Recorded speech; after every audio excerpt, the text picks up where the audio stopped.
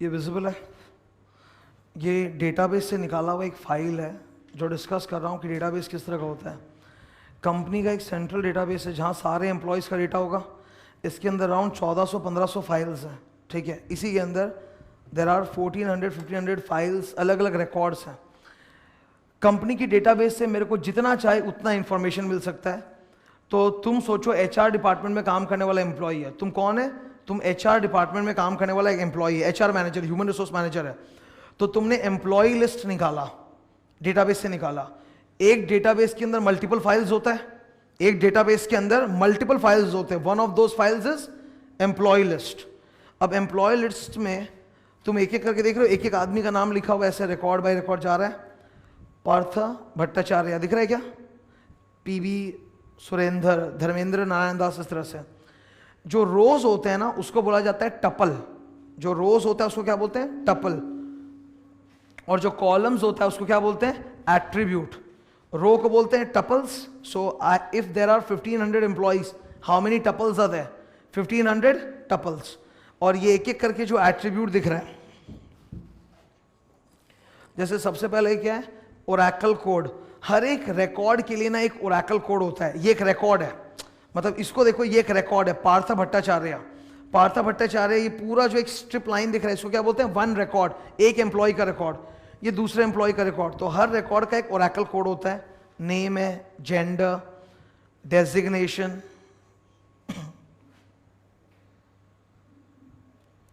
किस डिपार्टमेंट में काम कर रहा है, ये बिजनेस है, ये एआरएम मतलब असेट रिकवरी मैनेजर। इस तरह से अलग अलग डिपार्टमेंट्स हैं। सब department, retail, opportunity, receivable management. Vertical, ये किस वर्टिकल के अंदर आ रहे हैं? वर्टिकल का मतलब होता है हम लोग पूरे ऑर्गेनाइजेशन को 3-4 वर्टिकल्स में डिवाइड करते हैं। तो ये किस वर्टिकल के अंदर आ रहा है, ठीक है। ये कस्टमर मैनेजमेंट के अंदर आ रहा है। सब वर्टिकल, सब फंक्शन, सब रोल, कंपनी। कंपनी का नाम लिखने का क्या जरूरत था? कंपनी का नाम लिखने का जरूरत यह था कि अगर हम लोग ग्रुप एंटरप्राइजेस है, हम लोग ग्रुप कंपनीज, हम लोग के अंदर बहुत सारा कंपनी है, तो किस एम्प्लॉय किस ग्रुप कंपनी के अंदर काम कर रहा है वो नाम लिखना जरूरी है।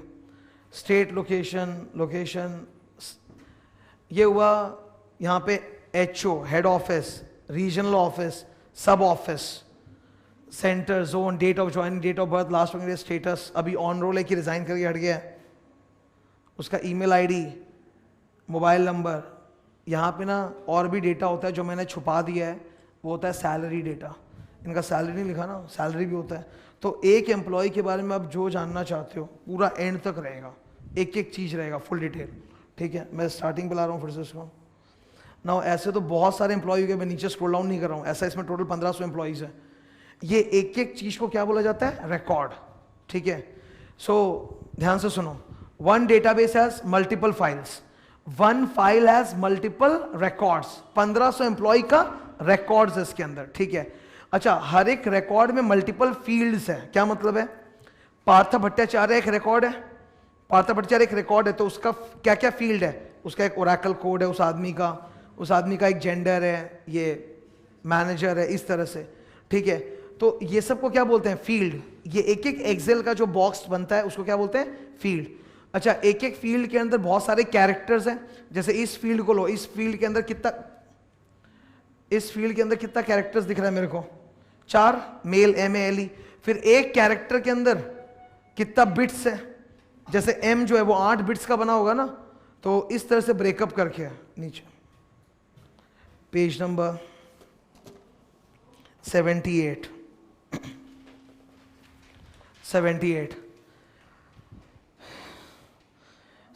के अंदर ऊपर, database is just an electronic filing cabinet that is a collection of computerised data files. Online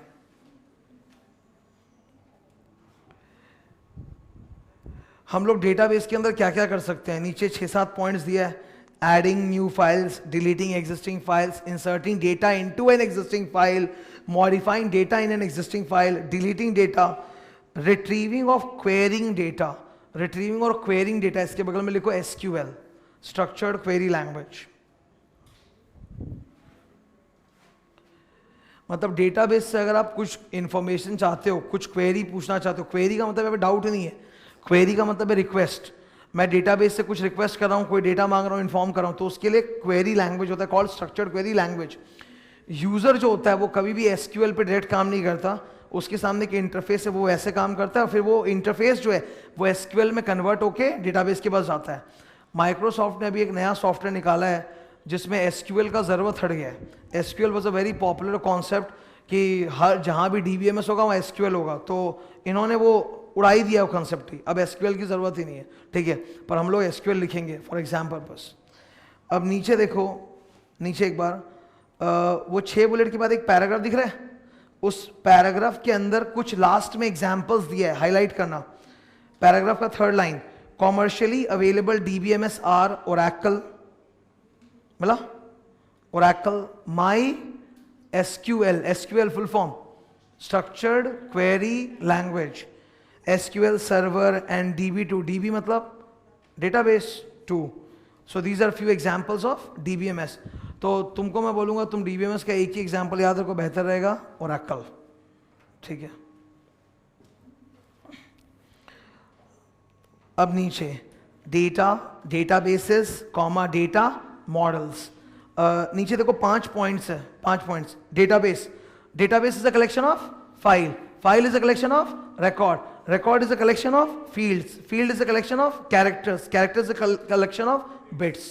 तो वो पूरा broken down करके बताया है। वैसे उससे कोई क्वेश्चन बन नहीं सकता, उससे क्या क्वेश्चन पूछेगा। टर्न करो। अब नेक्स्ट पेज में आया DBMS मॉडल। 4 टाइप के मॉडल हैं, नंबरिंग करना। 4 टाइप के मॉडल्स है, नंबरिंग करना। इस पे मेरे को कुछ डायग्राम्स ड्रॉ करवाना है, कॉपी वर्क है। ये जो एग्जाम्पल मैं दिखा रहा हूं ना, ये रिलेशनल डेटाबेस का एग्जाम्पल है, ठीक है।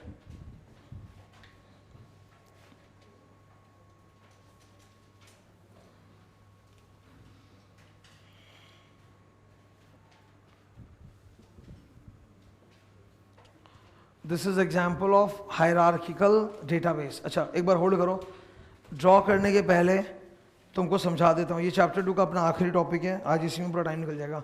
Database models, okay, database models.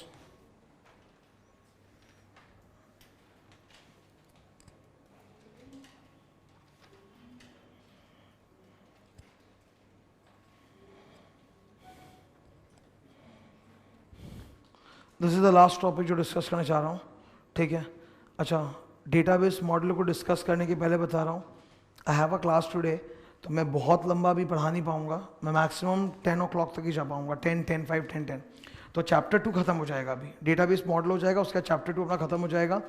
फिर चैप्टर 1 के अंदर थोड़ा सा इजी सा वो थ्योरी है ना, decision tree, data flow diagram वगैरह, बहुत इजी थ्योरी है वो, तो वो मैं अभी डिस्कस नहीं कर पाऊंगा।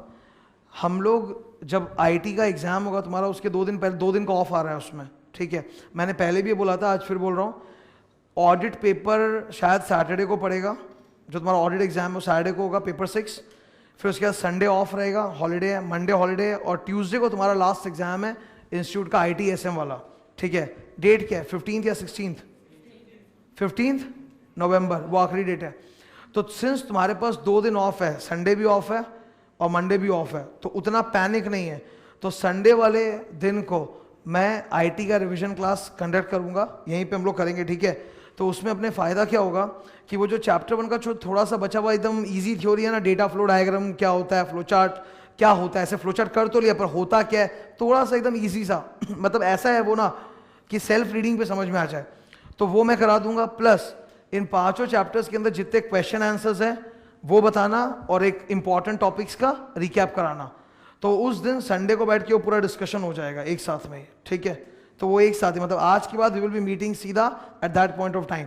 तो तब ऑब्वियसली तुम्हारे, मैं बता भी इसलिए रहा हूँ बिकॉज कई जन एग्जाम के दौरान अपना मोबाइल बंद रखते हैं। मोबाइल के दौरान जब तक वो एग्जाम चलता रहता है तब तक मोबाइल सब कुछ स्विच ऑफ करके अपना डाल देता है ताकि कॉल अटेंड नहीं करे, तो फिर SMS तुमको जाएगा नहीं। मैं भेज भी लूँगा तो जाना तो तुम्हारे मोबाइल से ही है ना। तो मैं उस वक्त फेसबुक पर तो डालूंगा ही, अब वो भी बंद कर रखा होगा मैं, तो बोल दिया अभी से, ठीक है, बोल दिया। सीधा मतलब उस संडे को बैठ के फुल मैं रिविजन कराऊंगा, 7-8 आवर्स का क्लास होगा, और तुमको पैनिक भी नहीं है बिकॉज तुम ऑडिट का पेपर दे के निकला है, it's your last paper going to happen on Tuesday, Sunday is like 1 day before, तो 1-7-8 घंटा पूरा पढ़ लेने के ब्लॉक के बाद तुम अपना बैठ के आराम से पढ़ के एग्जाम भी दे सकता है।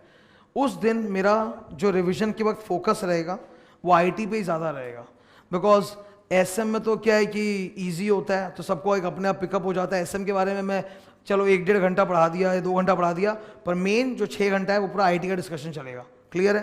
तो वो डेटा फ्लो डायग्राम वगैरह का छोटा मोटा जो मेरे को थोड़ा बहुत टॉपिक पढ़ाना है, मतलब तुम देखिएगा एकदम ईजी टाइप का वो flow chart based type topics, तो वो उस दिन मैं पिकअप करूंगा। क्लियर है एकदम ये? ठीक है, तो अभी चैप्टर 2 फुल कंप्लीट हो रहा है, डेटाबेस मॉडल्स।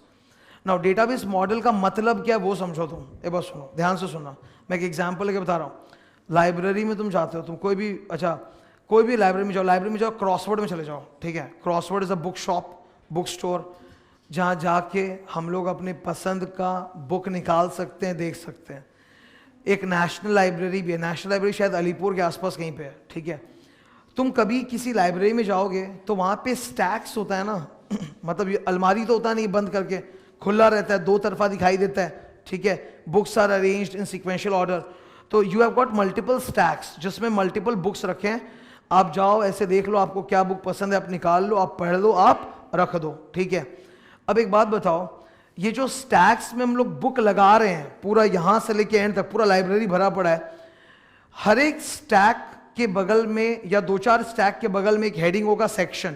सेक्शन मतलब ये 2-4 स्टैक्स जो इसमें किस टाइप का बुक्स है, मतलब साईफाई है, साइंस बेस्ड फिक्शन को बोलते हैं साईफाई, या फिर मोटिवेशनल बुक्स है, या फिर फिक्शन बुक्स है, किस टाइप का बुक्स है वो कैटेगरी पता रहता है। अब जैसे तुमको सपोज हैरी पॉटर टाइप का नॉवेल्स बहुत पसंद है, तो ये हैरी पॉटर टाइप की जो नॉवेल्स हैं किस में आएंगे, फिक्शन में आएंगे, तो मोटिवेशन बुक में जाके ढूंढेगा कि फिक्शन के अंदर। तो ऐसे सेक्शंस बनाए हुए और एक एक सेक्शन के अंदर काफी सारा स्टैक है, तो तुम गए जाके ढूंढ लिए, मिल गया, अब वहां पे बहुत सारा रखा हुआ है। एक बात बताओ, जब मैं लाइब्रेरी में नॉवल पढ़ने जा रहा हूं, सपोज लाइब्रेरी में तुमको बुक पढ़ने का शौक है, तुम एक नॉवल पढ़ने गया, do you know the names of all the novels in the world? No, you don't even know what you are looking for. वो तो हम लोग जाएंगे, देखेंगे मेरे सामने कौन सा बुक है, मेरे को जो अच्छा लगेगा तब मैं निकालूंगा। बात समझ में आ रहा है? मतलब you don't know what is your query. जैसे मैं तुमको बोला कि सपोज कोई पर्सन है, वो जा रहा है वो लाइब्रेरी में और उसको एक बहुत ही अच्छा मोटिवेशनल टाइप का बुक चाहिए। मतलब सपोज क्या है कि as a student you want to know कि पढ़ाई करने का या मेमोरी का क्या क्या टेक्निक्स होता है ताकि याद रहे, तो तुम ऐसा कोई बुक चाहते हो, पर तुम नाम जानते हो क्या? नहीं, मैं चाहता हूं, मतलब जाता हूं कि मैं क्या चाहता हूं, I know what is the content of the book but I don't know what is the name of the book. तो मेरे लिए तो ढूंढना बड़ा मुश्किल है, तो मैं वहां पे जा रहा हूं, वहां डेटा पूरा सजाया हुआ है। किस तरह से सजाया हुआ है? Section category base. तो मेरा जो कैटेगरी है वो क्या है? सेल्फ हेल्प या मोटिवेशन बोलते हैं उसको। तो मैं फिर सीधा उसी कैटेगरी में जाऊंगा, वहां पे स्टैक्स रखे हैं, देखेंगे क्या क्या अवेलेबल है, ठीक है? मेरे को एक बुक मिल गया जो मेरे काम का मेरे को लग तो रहा है, निकाला, पढ़ा, ओ ठीक है, हाँ उतना अच्छा नहीं है, रख दिया।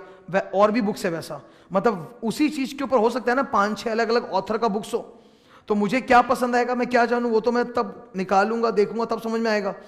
अच्छा, ये भी तो हो सकता है कि मैं गया तो था मेमोरी के लिए कोई बुक पढ़ने को, कि जिससे मेरा मेमोरी पावर बढ़ जाए, लर्निंग बढ़ जाए, लेकिन बगल में मैंने और भी एकदम फोड़ू लेवल का कोई बुक देख लिया। हो सकता है ना कि उसी कैटेगरी में मेरे को कोई एक अलग ही टाइप का बुक मिल गया जो मुझे ज्यादा पसंद आ गया।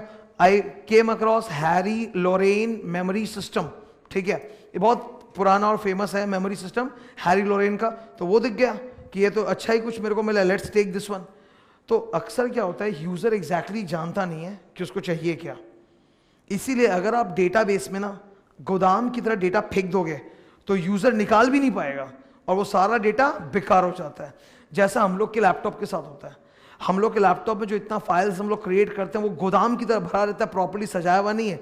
मीनिंग दैट जब मुझे जो चाहिए वो मुझे नहीं मिलेगा। जैसे for example for teaching IT I have done a lot of research material, तो काफी मटेरियल जमा हो गया, पर वो सब बिखेरा हुआ है, मतलब एक जगह नहीं है मेरे पास। तो अब जब दोबारा मुझे चाहिएगा तो मैं ढूंढता रहूंगा बैठ के मशीन के अंदर, कहाँ है। तो हम लोग बोलते हैं कि डेटाबेस में ना हर डेटा को सजाने का एक तरीका होता है, that's called database model.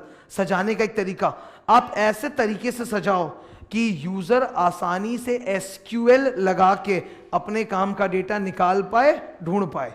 So SQL क्या करता है? एसक्यूएल एक यूजर को मदद करता है कि उसको जो चाहिए वो डेटाबेस से एक्सट्रैक्ट कर पाए। तो डेटाबेस उसके लिए सजाया हुआ होना चाहिए। The manner of storing and organising data into database is called database model. Okay, अब मैं तुमसे एक चीज पूछ रहा हूं, ध्यान सुना।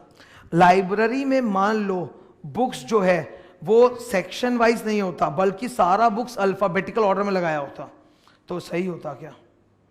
सारी बुक्स, मान लो एक लाइब्रेरी के अंदर 2 लाख बुक्स है और वो सेक्शन कैटेगरी वाइज लगाया हुआ नहीं है कि कौन सा चिल्ड्रन लोग का कार्टून बुक्स है, कौन सा क्या है, सब अल्फाबेटिकल है, तब तो गए काम से एकदम, तब तो ढूंढने में जान निकल जाएगा, बिकॉज अल्फाबेटिकल तरीके से स्टोर करना वहां उचित नहीं होगा। On the other hand you think, अभी मैंने एक एक्सेल शीट दिखाया था, ये रहा, एम्प्लॉय लिस्ट में अल्फाबेटिकल ऑर्डर स्टोर करना सही होगा ना? यहां पे अल्फाबेटिकल स्टोर करना सही होगा, लेकिन लाइब्रेरी में अल्फाबेटिकल लगाना सही नहीं होगा। तो हर जगह स्टोर करने का जो अंदाज है वो अलग अलग होता है। हर जगह स्टोर करने का, डेटा को स्टोर या ऑर्गेनाइज करने का जो तरीका है वो अलग अलग होता है डिपेंडिंग ऑन रिक्वायरमेंट। उसी को हम बोलते हैं डेटाबेस मॉडल। तो आपके सामने कितना मॉडल है नीचे देखो, 4 नाम मिलेगा, देखना। फर्स्ट कौन सा लिखा है? हायरार्किकल डेटाबेस मॉडल, ये लाइब्रेरीज के कॉन्सेप्ट पे बेस्ड है। फिर दूसरा कौन सा लिखा है उसके बाद? Network model. फिर तीसरा रिलेशनशिप। चौथा ऑब्जेक्ट। ऑब्जेक्ट वाला जो है ना, वो ऑडियो वीडियो जो गाने वाने का होता है उसके लिए यूज किया जाता है, ठीक है, गाना वीडियो ये सब के लिए। तो कितना तरह का डेटाबेस मॉडल है? 4 तरह का डेटाबेस मॉडल है। मेरे से एग्जाम में वो लोग कोई भी एक पूछ सकते हैं, कई बार वो लोग होल भी पूछ सकते हैं कि what are the different types of database model. तब तुम बोलेगा 1 2 3 4, एक एक लाइन बोल दो, बात खत्म। अगर कोई एक पूछा तो उसके ऊपर कम से कम 4 बुलेट बोलना पड़ेगा, तब जाके यू विल गेट मार्क्स। तो अब अपना काम क्या है? ये 4 अलग अलग टाइप के डेटाबेस मॉडल पढ़ना। सुनो, इसमें से कौन अच्छा है और कौन बुरा है ऐसा कुछ नहीं है। सिचुएशन टू सिचुएशन डिपेंड करता है कि कौन सा मॉडल ज़्यादा सही है। जैसे मैं अभी बोला, यहाँ पे अगर अल्फाबेटिकल ऑर्डर होता तो सही होता। से फॉर एग्जांपल तुमको सर्च करना है सिद्धार्थ अग्रवाल एम्प्लॉय, तो कहाँ जाके बीच में ढूंढे? फिर तो कंट्रोल फाइंड करना पड़ जाएगा ना।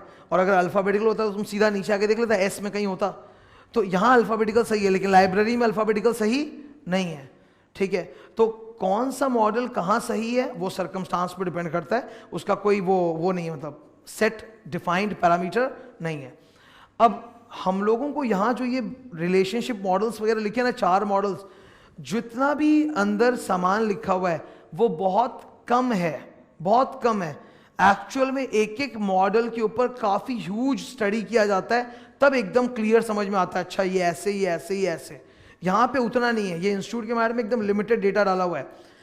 और कई जगह तुमको लैंग्वेज जो पढ़ोगे वो सेटिस्फाइंग नहीं लगेगा, but you have to follow that language only because that is institute language. और डायग्राम दिख रहा था ना अभी, दिस वन, ये डायग्राम भी इंस्टीट्यूट का डायग्राम है। तो हमको डायग्राम भी इंस्टीट्यूट वाला याद रखना है और लैंग्वेज भी इंस्टीट्यूट वाला, तभी एग्जाम में मार्क्स आएगा। अपना टेक्निक क्या होने वाला है? Our technique will be very simple. हमसे कोई एक टाइप का मॉडल पूछेगा तो हम अंदर ही अंदर उसमें 3-4 बुलेट्स बना लेंगे, वो प्रिपेयर करेंगे और फिर डायग्राम प्रिपेयर करेंगे, ठीक है। तो मैं स्टार्ट कर रहा हूं। सबसे पहले हायरार्किकल ड्रॉ।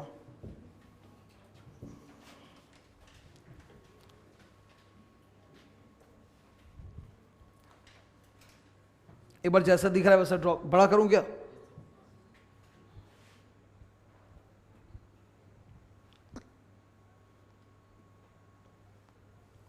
ठीक है, ठीक है, जैसा दिख रहा है एग्जैक्ट कॉपी भाई इंस्टीट्यूट का पूरा ये।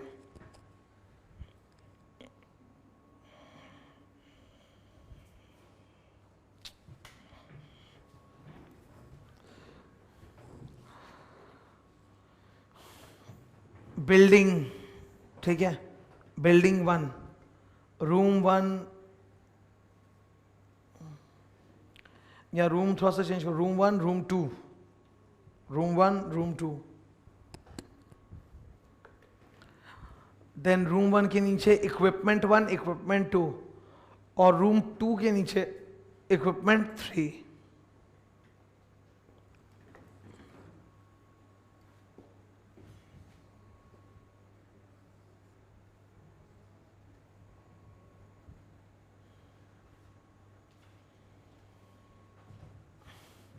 इसको रूम 2 करो।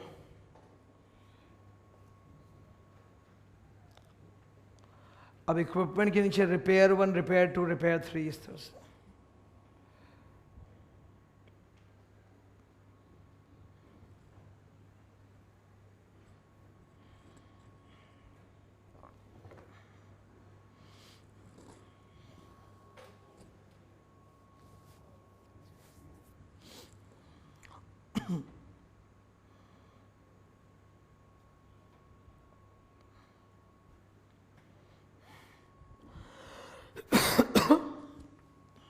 हो चुका। इसको एक बार अब मैं हटा के एक्सप्लेन करूंगा।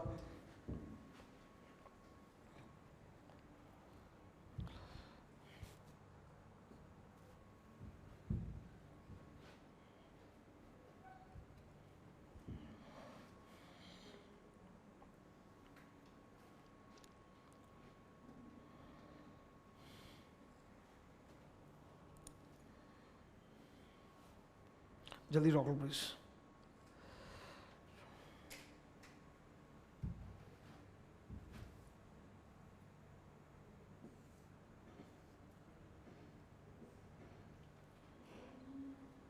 ठीक है, हो गया। टॉगल करें।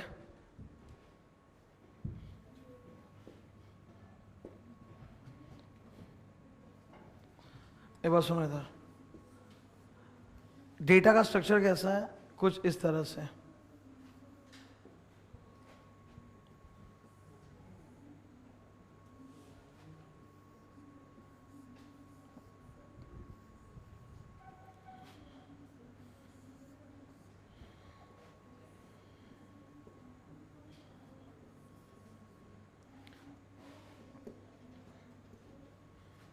अब ये स्ट्रक्चर को जरा देखना है। यहाँ पे जो ऊपर वाला रिकॉर्ड होता है ना, उसको बोला जाता है पेरेंट फाइल। ऊपर वाला जो रिकॉर्ड उसको क्या बोलते हैं, पेरेंट फाइल। और उसके नीचे जो होता है उसको बोलते हैं चाइल्ड या चिल्ड्रन। तो ये पेरेंट, ये 2 चिल्ड्रन, ठीक है, ये पेरेंट, ये चिल्ड्रन, फिर ये पेरेंट, 2 चिल्ड्रन, फिर ये पेरेंट, ये चिल्ड्रन, इस तरह से। मतलब हर एक दूसरे का पेरेंट चिल्ड्रन से चलते जा रहा है।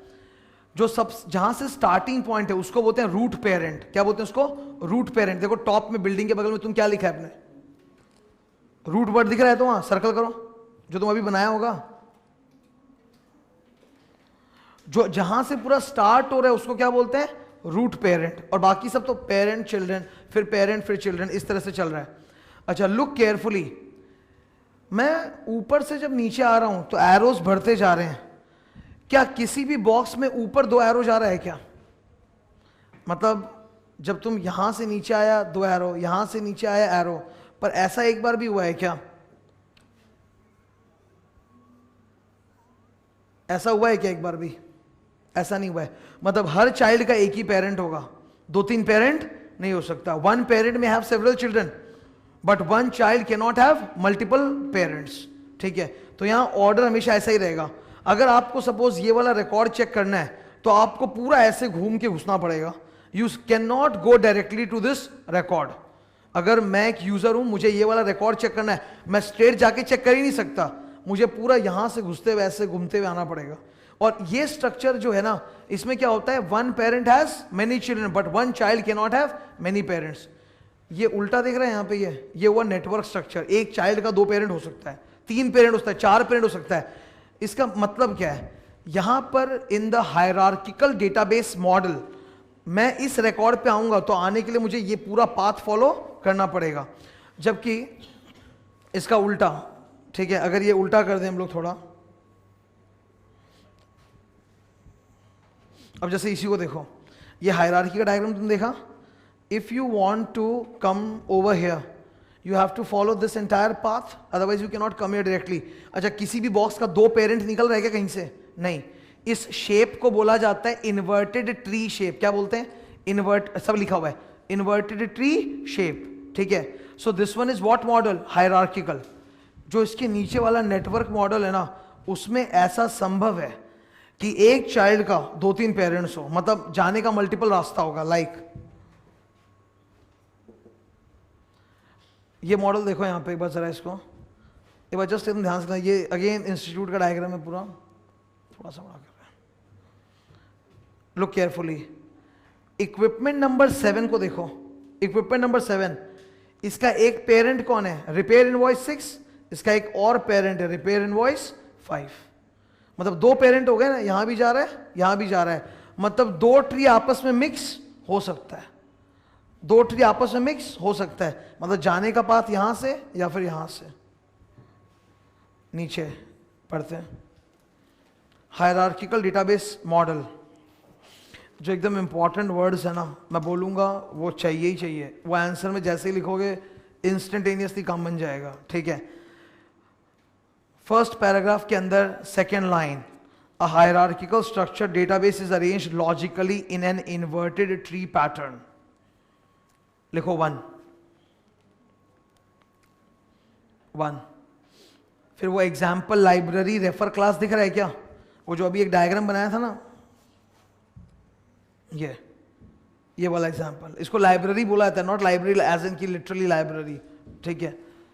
एग्जाम्पल, वहां पे एग्जाम्पल में लिखो रेफर कॉपी डायग्राम और लिख दो 2, रेफर कॉपी डायग्राम लिखो 2। ये डायग्राम तुम पक्का बनाएगा, ये डायग्राम पक्का बनाएगा, जहां पे भी तुमसे लिखने में भूल चूक हुआ वो डायग्राम से कंपनसेट हो जाता है, ओके। फिर नीचे ऑल, अभी जब मैं बोलूं तभी करना अंडरलाइन, हर एक चीज को मत करना। All records in hierarchy are called nodes, मतलब हर एक चीज जो है क्या है, ये नोड्स, ठीक है। Each node is related to the others in a parent child relationship, ऊपर वाला पेरेंट, नीचे वाला चाइल्ड। ये जो अभी मैंने रीड किया, ऑल रिकॉर्ड्स ब्रैकेट ओपन,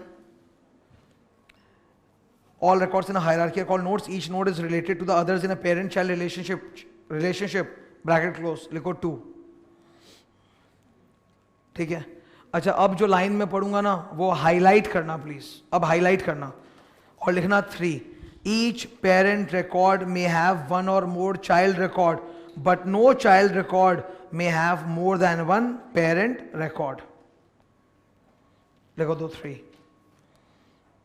यही सबसे इंपॉर्टेंट लाइन है जो हायरार्की को नेक्स्ट वाला जो नेटवर्क डेटाबेस है उससे डिफरेंशिएट करता है, ठीक है।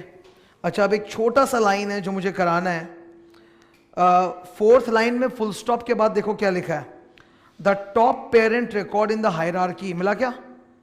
वो अनलाइन करो, लिखो 4, the top parent record in the hierarchy is called the root record, ठीक है। सो ये हुआ 4 पॉइंट्स नोड्स का, क्लियर एकदम, 4 राइट अप, फिर एक डायग्राम प्रॉपर तरीके से। दूसरा, अब नीचे आता है नेटवर्क डेटाबेस मॉडल। देखो नेटवर्क डेटाबेस के लिए one second, I use a diagram,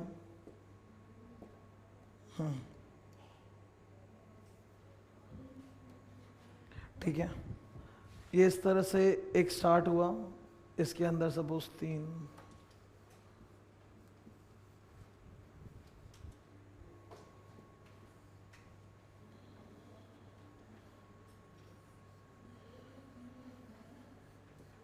ये तुमको कॉपी करने की जरूरत नहीं है, कॉपी इंस्टीट्यूट वाला करना है।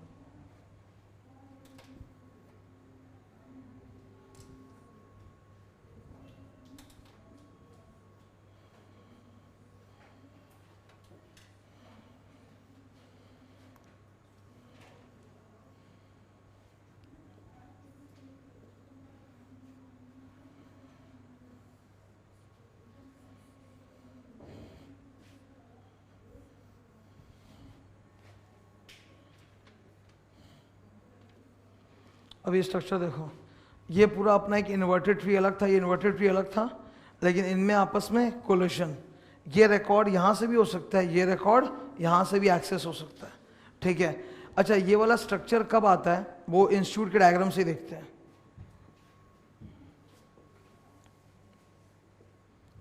इधर ये इंस्टीट्यूट ने इस डायग्राम के थ्रू क्या एक्सप्लेन किया बता रहा हूँ। जैसे कंपनी के पास बहुत सारे मशीन है, बहुत सारे मशीन है, इक्विपमेंट से नहीं चाहिए, इक्विपमेंट 1 2 इक्विपमेंट 1 2 3 4 5 6 7 दिख रहा है, इतना सारे इक्विपमेंट्स है। इस इक्विपमेंट्स का रिपेयर जो होता है ना, कंपनी 4 अलग अलग वेंडर से कराता है, और ये वेंडर लोग ना अपना बिल भेजा है, ठीक है, वेंडर लोग ये बिल भेजा है। अच्छा, लुक एट दिस नाउ, इसको देख के क्या समझ में आता है कि इक्विपमेंट 1 का रिपेयर सिर्फ और सिर्फ ये वाला वेंडर करता है, ठीक है, उसने अपना बिल भेजा है इनवॉइस 1। फिर सेकंड को देखो, सेकंड और थर्ड इक्विपमेंट का रिपेयर कौन करता है? वेंडर 2, और उसने अपने 2 इक्विपमेंट के लिए अलग अलग बिल भेजा है रिपेयर करने का। अगेन वैसे 4, 5, now this vendor number 3 he repairs 4, 5, 6 and 7, actually 6 से भी कनेक्ट होगा, यहाँ पे मिसिंग हो गया एरो एक। तो वेंडर 3 जो है वो 4, 5, 6, 7 सबको रिपेयर करता है, चारों मशीन को, और उसने 2 बिल भेजा है। पहला बिल जो है वो केवल मशीन 4 के लिए है, दूसरा बिल जो है वो मशीन 5, 6, 7 के लिए। लेकिन मशीन 7 जो है it is also repaired sometimes by vendor 4, तो उसने अपना अलग बिल भेजा है।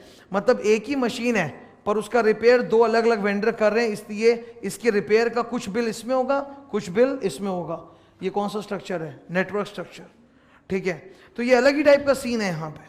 यहाँ पॉसिबल है, यहाँ संभव हो रहा है ऐसा, तभी ऐसा किया जा रहा है। It's not by design, it's by the structure.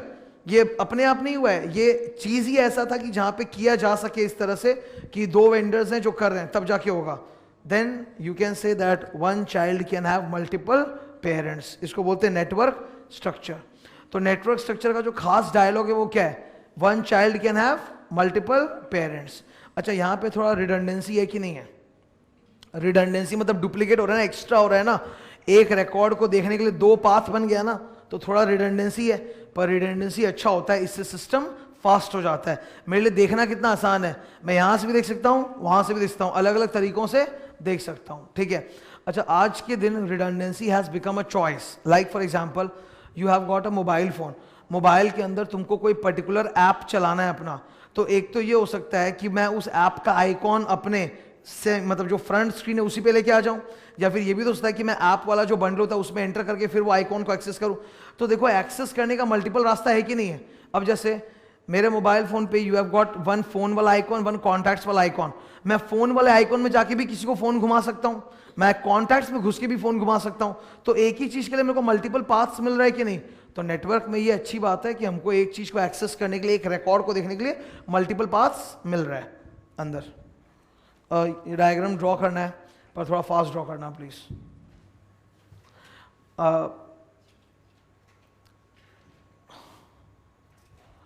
थोड़ा सा इसको और एनलार्ज करूं, ये दिख रहा है कि और एनलार्ज करूं?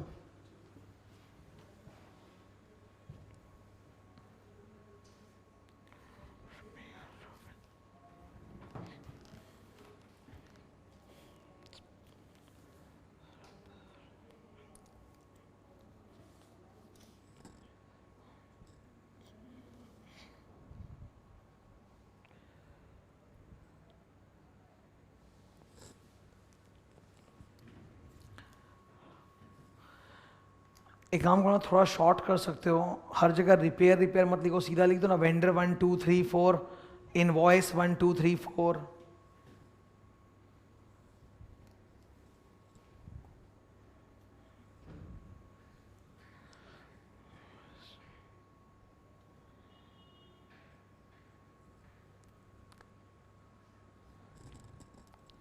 कोई भी अलग एग्जाम्पल या अलग डायग्राम मत लेना, क्योंकि जो तुम्हारे एग्जामिनर के पास आंसर जाएगा उसमें यही डायग्राम होगा।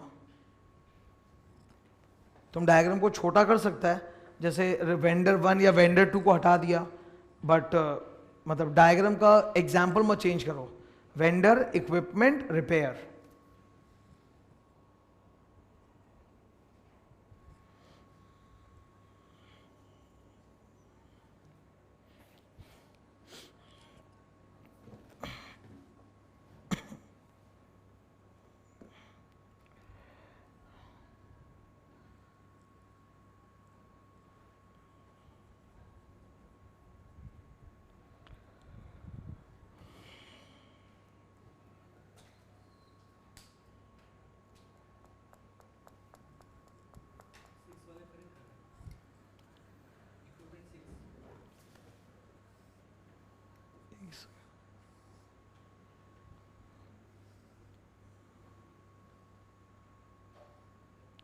ये इनवॉइस यहां से कनेक्ट कर दो और 8 को इससे कनेक्ट कर दो, ये कनेक्ट कर दो और ये इसको 8 से। मैं राइट साइड पुश करूं क्या?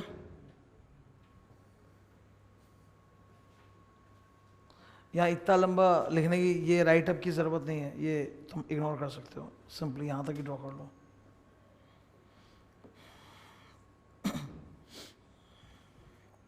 ठीक है, हो गया।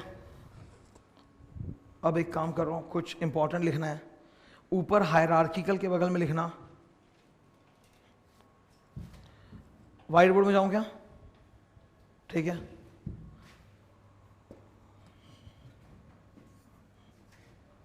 ऊपर हायरार्किकल वाला था ना, उसके येलो में लिखना।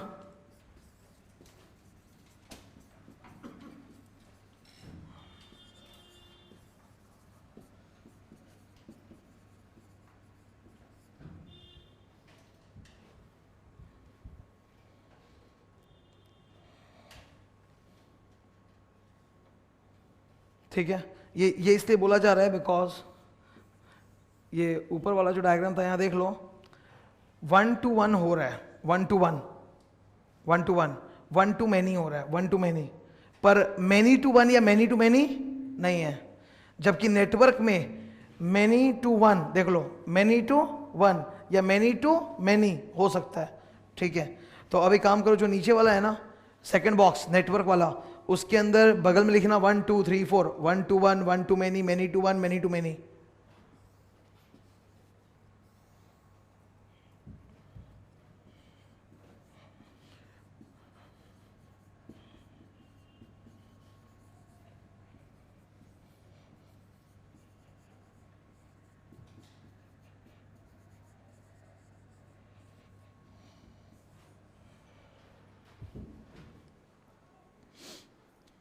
ठीक है, अच्छा अब अंदर सेंटेंस बोल रहा हूं, प्लीज 1 2 3 4 देख लो। स्टार्ट करें। Third line, the model differs from hierarchical, third line, the model differs from hierarchical model in that branches can be connected to multiple nodes. लिखो 1। इसका मतलब 1 child can have multiple parents. ठीक है, यहां तक क्लियर है। फिर उसके बाद नेक्स्ट सेकंड पैराग्राफ दिख रहा है क्या? सेकंड पैराग्राफ के अंदर पहला 1.5 लाइन ब्रैकेट में डालो।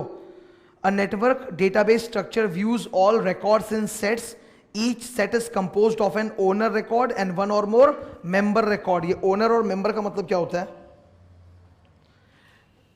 जैसे ये ओनर रिकॉर्ड है, ये मेंबर। अब देखो, इसको देखो एक बार जरा, ये पूरा अपने आप में कंप्लीट सेट था ना, ये पूरा अपने आप में कंप्लीट सेट था। कहीं एरो कनेक्शन हो रहा है क्या इधर उधर? खाली वो अपना ही एरोज है, तो इसको बोलते हैं एक set. Owner record, member records, ये पूरा अपने आप में एक सेट है। ओनर रिकॉर्ड, मेंबर रिकॉर्ड्स, इस तरह से। तो उसको ब्रैकेट में करो, लिखो number 2, each set is composed of an owner record and 1 और more member records. Fourth line, however से ब्रैकेट ओपन, लिखो 3। However, unlike the hierarchical mode, the network model also permits a record to be a member of more than one set at one time. देख लो, जैसे ये record जो है invoice 7, ये equipment 7, वो इस सेट का भी मेंबर है और वो इस सेट का भी मेंबर है। ब्रैकेट डालो, लिखो 3। However, unlike the hierarchical mode, the network model also permits a record to be a member of more than one set at one time. अब उसके बाद दिस फीचर दिख रहा है क्या? दिस फीचर से ब्रैकेट ओपन करो, लिखो 4। This feature allows the network model to implement many to one and many to many relationships. Okay, वहां नीचे लिखा होगा for example refer class notes, उसका मतलब बगल में लिख दो डायग्राम। अब रिलेशनल मॉडल है, ठीक है। अच्छा, मैं समझ रहा हूं कि एक्सेल तो तुम्हारे लिए ड्रॉ करना इतना बड़ा पॉसिबल नहीं है, ठीक है। तो थोड़ा एक काम करो, छोटा एक्सेल सा ड्रॉ कर लो, ठीक है। छोटा एक्सेल ड्रॉ करना, मैं एक काम करता हूँ, मैं ड्रॉ कर देता हूँ, ठीक है।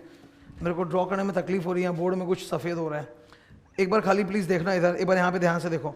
इतना लंबा तो मैं बना नहीं पाऊंगा एक्सेल, तो मेरा जो एक्सेल बनेगा, एक काम करो, नीचे थर्ड बॉक्स का नाम क्या दिख रहा है? रिलेशन वाला मिला ना, ब्रैकेट में लिखो table structure,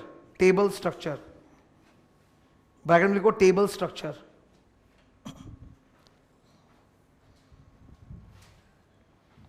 okay, table structure. अच्छा एक बार जस्ट मैं एम्प्लॉय का एग्जाम्पल लिया ना, तो मैं एम्प्लॉय के एग्जाम्पल को लेके ही आगे बढ़ रहा हूं। एम्प्लॉय के एग्जाम्पल में कोई भी 4 इंपॉर्टेंट आइटम वो ढूंढ लो कौन सा है, केवल 4 ढूंढना, ज्यादा मत ढूंढना। एक कौन सा, कोड, ओरेकल कोड दिख रहा है यहाँ पे, कोड। दूसरा नेम ऑफ द एम्प्लॉय, फिर और कुछ इंपॉर्टेंट वाला ढूंढो, सैलरी डिपार्टमेंट, सैलरी डिपार्टमेंट, ठीक है, 4 आइटम ढूंढा है।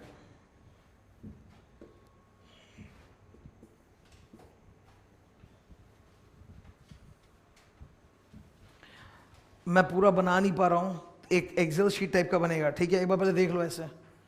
एक यहाँ एक्सेल शीट ऐसा बनेगा, 4 कॉलम्स रहेंगे उसमें, इसके अंदर हेडिंग रहेगा, ठीक है, ऐसा बनाओ। हेडिंग में लिख नहीं पाऊंगा, बहुत छोटा होगा, तुम लिखो। पहले में कोड,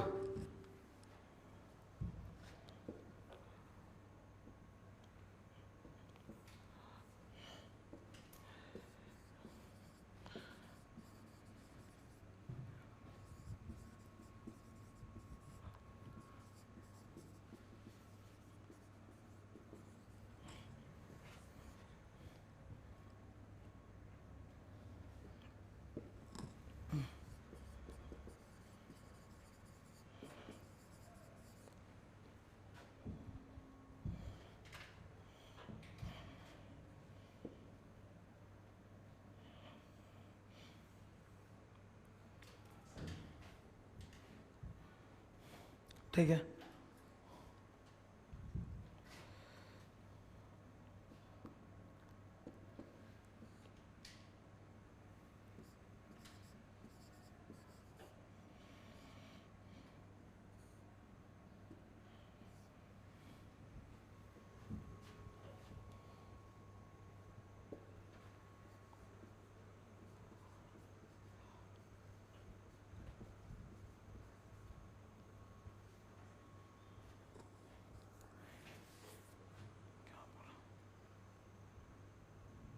सी से कोई नाम होता है क्या?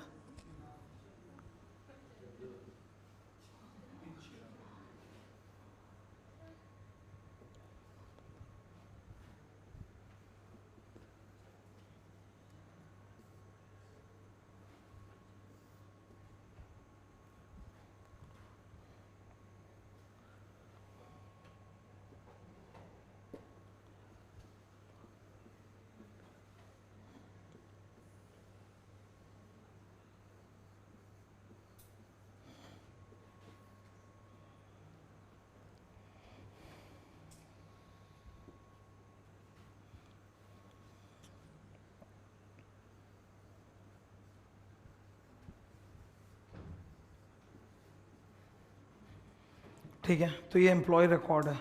रिलेशनल डेटाबेस में क्या होता है, सारा इंफॉर्मेशन जो है ना वो 2 डायमेंशनल लोकेट किया जाता है in the format of a table.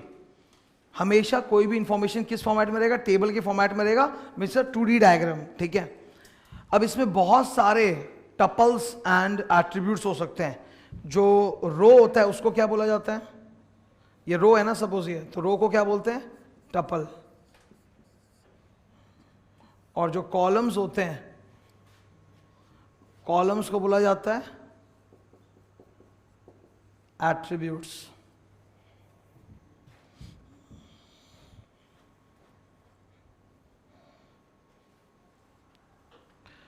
Now one of the attributes will be a primary की।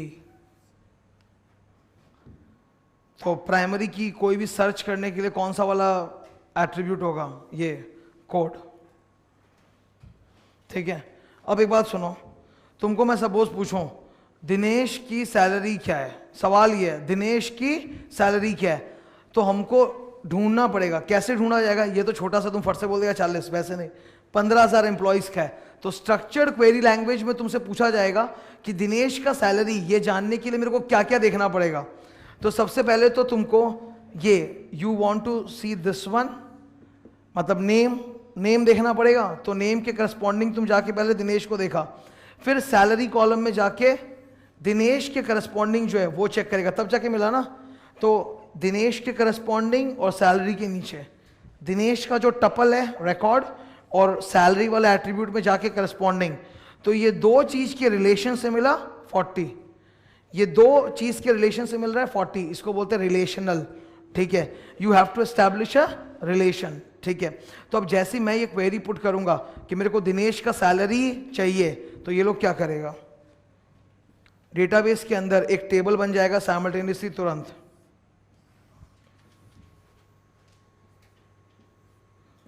नेम, सैलरी, अब वहां पे वही नाम है ABCD, 10 20 30 40, तो तुरंत हम लोग जाके देख सकते हैं हमारे काम का कौन सा है, ये रहा दिनेश वाला। इस तरह से तो मेन टेबल से एक सब्सिडियरी सेकंड टेबल क्रिएट किया जाएगा टू आंसर योर क्वेरी कि दिनेश का सैलरी कितना है। तो दो अलग अलग फील्ड्स को आप रिलेशन करके अपने काम का डेटा निकाल रहे हो, hence the name relational database, ठीक है। अंदर ठीक है, रिलेशनल डेटाबेस में you can give this example, एकदम बेस्ट है। अ थर्ड, नीचे देखना रिलेशनल डेटाबेस में मिल गया, बोलूं अच्छा इसके बगल में ना मेरे को थोड़ा 1 2 3 4 कराना है, जल्दी करो। नंबर 1 टेबल लिखो, नंबर 1 लिखो, लिखो बगल में लिखो येलो में, number 1 table. Number 2 tuple, spelling तो तुम देख ही चुका है, tuple, attribute, domain, relation, tuple, attribute, domain, relation, ठीक है। नंबर 3 प्राइमरी की,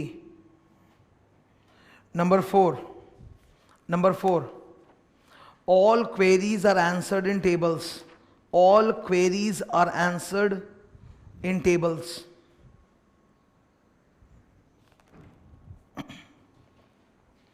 ठीक है। अब मैं अंदर मार्क कराऊंगा थोड़ा प्लीज, अंदर स्टार्ट करें, ओके।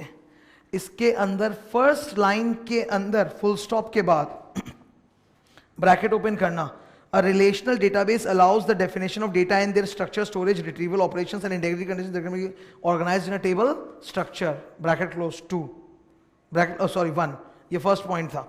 सेकंड पैराग्राफ में आओ, सेकंड पैराग्राफ में 3 की टर्म्स दिख रहा है क्या, ब्रैकेट ओपन करो, लिखो 2, 3 की terms are used extensively in relational database models. अच्छा सुनो, ये सेकंड पैराग्राफ पूरा ही मार्क कर दो और लिख दो 2 3 4, यही है 4 पॉइंट्स इसी में, ठीक है, पूरा यही मार्क कर दो, ठीक है। इस सेकंड पैराग्राफ में क्या है मैं बोल देता हूं, डिस्कस कर लेता हूं, सुनो।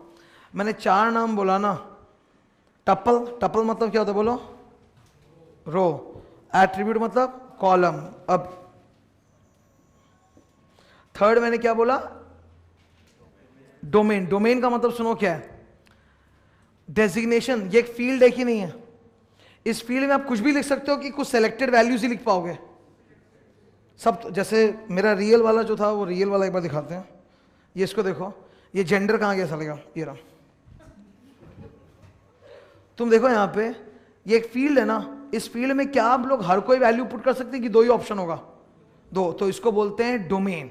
डोमेन मतलब उस फील्ड में आप क्या क्या वैल्यू डाल सकते हो, ठीक है। और रिलेशन तो मतलब कोई भी डेटा ढूंढना है तो 2-3 का रिलेशन मिलकर ढूंढना पड़ेगा ना, अंदर पढ़ो।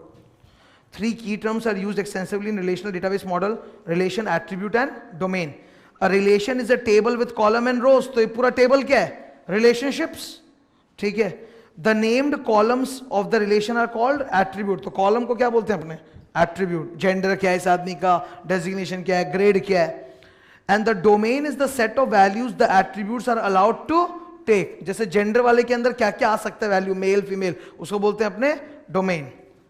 A key that can be used to uniquely identify a row in a table is called a primary key. तो primary key तुम ही खुद सोचो क्या होगा यहाँ पे, Oracle number, ठीक है, Oracle code, done. Object oriented database model, यहाँ दिखेगा कि नहीं, I don't know.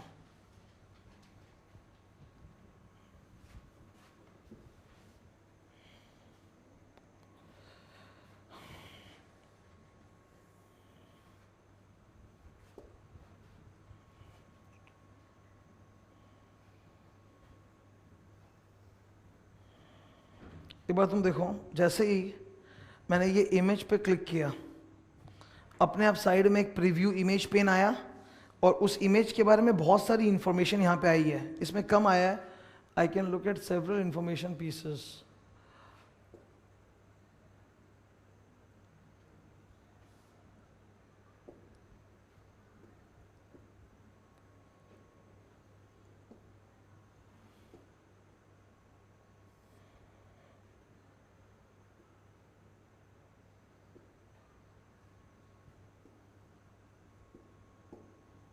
जैसे क्या होता है, इसमें तो नहीं आ रहा है, मेरे लैपटॉप में क्या होता है कि when you just see an image audio video file, तुम जैसे कोई भी ऑडियो वीडियो फाइल क्लिक करोगे ना, तो तुरंत मेरे लैपटॉप में एकदम एक एक डिटेल निकल के आ जाएगा उसके बारे में, एक एक डिटेल कि ये जो इमेज है कितने फ्रेम का है, कितना इसका कंटेंट है, पूरा बाइट्स में एक एक चीज, जो भी किसने लिया था, कौन ऑथर है, सब कुछ।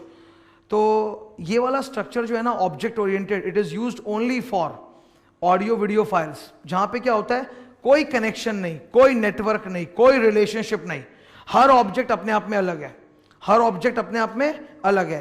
हर ऑब्जेक्ट के अंदर बहुत सारे सर्चेबल पैरामीटर्स होते हैं। जैसे तुम्हारे मोबाइल में जो गाना तुम ढूंढ रहे हो, मैंने भी क्या बोला था, गाना ढूंढने का तरीका क्या है, प्लेलिस्ट। मेरे को एक गाना बजाना है, ठीक है, तो गाना में जाने का तरीका क्या है, प्लेलिस्ट से जा सकता हूं, एल्बम से जा सकता हूं, सॉन्ग से जा सकता हूं, आर्टिस्ट से जा सकता हूं, मल्टीपल तरीका ना, जॉनरा से जा सकता हूं। तो ऑब्जेक्ट ओरिएंटेड में क्या होता है ना, हर इंफॉर्मेशन या रिकॉर्ड अपने आप में एक सेपरेट ऑब्जेक्ट है जिसके अंदर कई एट्रीब्यूटेबल पैरामीटर्स हैं। तो हम उन एट्रीब्यूटेबल पैरामीटर्स के दम पे जब चाहे जो चाहे ऑब्जेक्ट जाके सर्च कर सकते हैं। इसका कहीं भी कोई हायरार्की रिलेशनशिप मेंटेन नहीं होता। That's called object oriented files, ठीक है, ऑब्जेक्ट ओरिएंटेड डेटाबेस मॉडल अंदर। ऑब्जेक्ट ओरिएंटेड डेटाबेस मॉडल, इसके बगल में ना मैं लिखाऊंगा, जल्दी लिखो पहले। Number 1, every record is an object. Number 1 छोटा छोटा लिखना जल्दी, every record is an object. Number 2, there is no relationship between records, there is no relationship between records. Bracket में लिखो ऑब्जेक्ट, ब्रैकेट में लिखो ऑब्जेक्ट।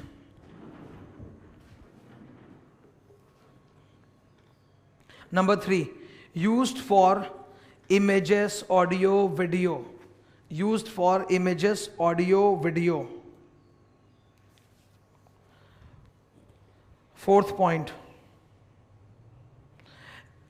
बोलूं? Every object has several searchable attributes. Every object has several searchable attributes.